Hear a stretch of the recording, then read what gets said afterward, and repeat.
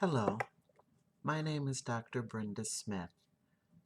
I'm going to share an excerpt from a presentation made by author and scholar Toni Morrison on May 30th, 1975 at Portland State University, in which she talks about the responsibility of Black artists.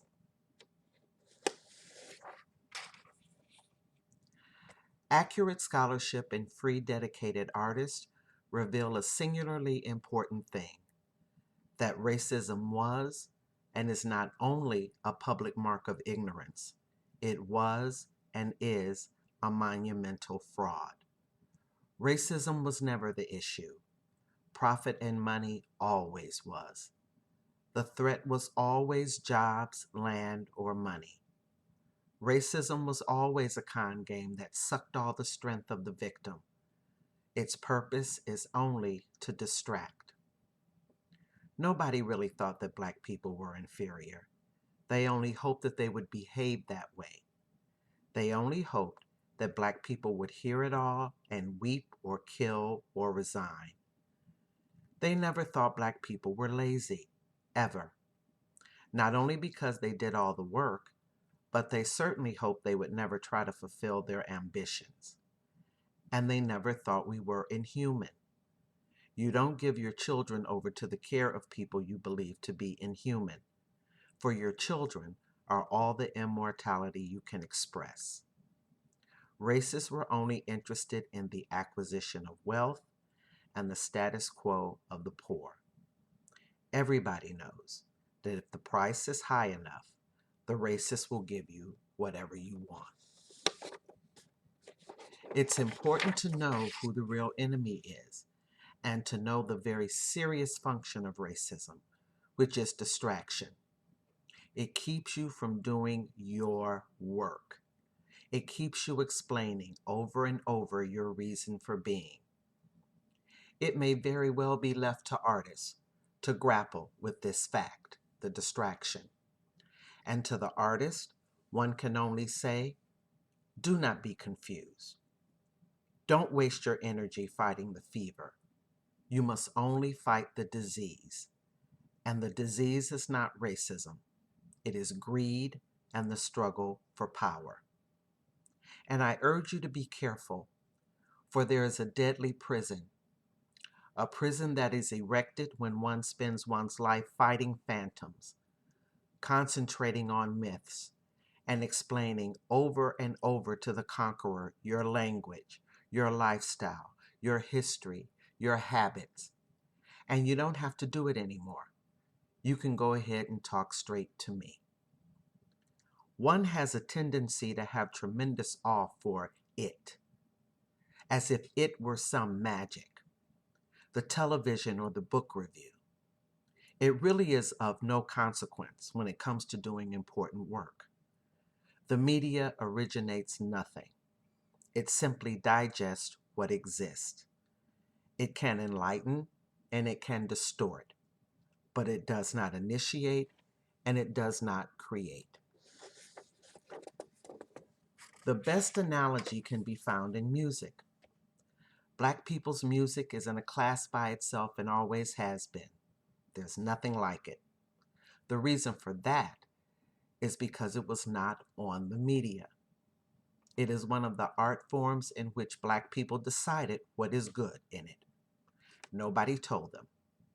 What surfaced and what floated to the top were the giants and the best, and it was done without the media. That is true of any art form that is A, not imitated, and B, does not seek to justify or explain anything.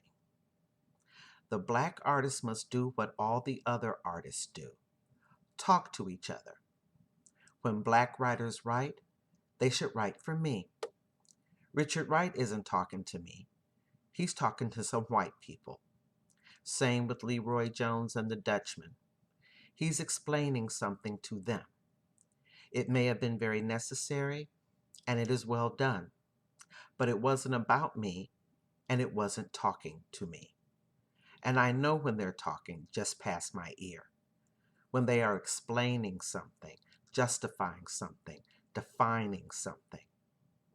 But when that's no longer necessary, then you write for all those people in the book who don't even pick up the book. Those are the people who justify it. Those are the people who make it authentic. Those are the people you have to please.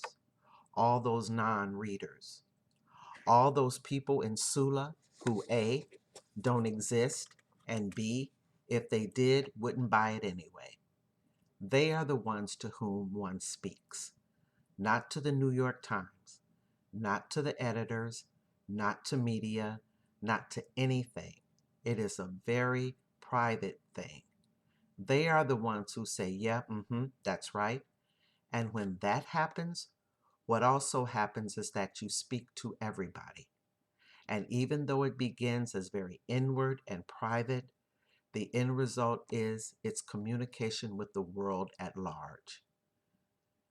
The very important point is to do the work that one respects and do it well, and to make no compromises in its authenticity, and to do it better next time. The artist's role is to bear witness, to contribute to the record, the real record of life, as he or she knows it. Perceptions that are one's own. You exercise control only when you assert control. I don't subscribe to the idea of the artist as a separate aesthetic being sitting in an ivory tower just suffering and talking about beauty. It is work. It is hard work. There is a lot that needs to be done. It's not about sitting under willow trees and being inspired. I approach my work the same way I expect a chairmaker to approach theirs. I find out about the wood, all about my craft. I have to look at the human body, try to make it beautiful and comfortable, and try to make it long-lasting. And that's what writers ought to do. Find out all they have to know about their craft. Find out all you have to do about that. Then do your work. And as a human being, you have responsibilities to the community, whether you make a chair or make a book. When Black artists speak to each other and to Black people, what happens is that the message is received by people outside the group better. Richard Wright made a significant statement. It didn't do any good. It changed the language a little bit, the metaphor. Didn't change anyone's heart or mind at all. At all. Educating the conqueror is not our business. But if it was important, the best way to do it is not to explain anything to him, but to make ourselves strong, to keep ourselves strong.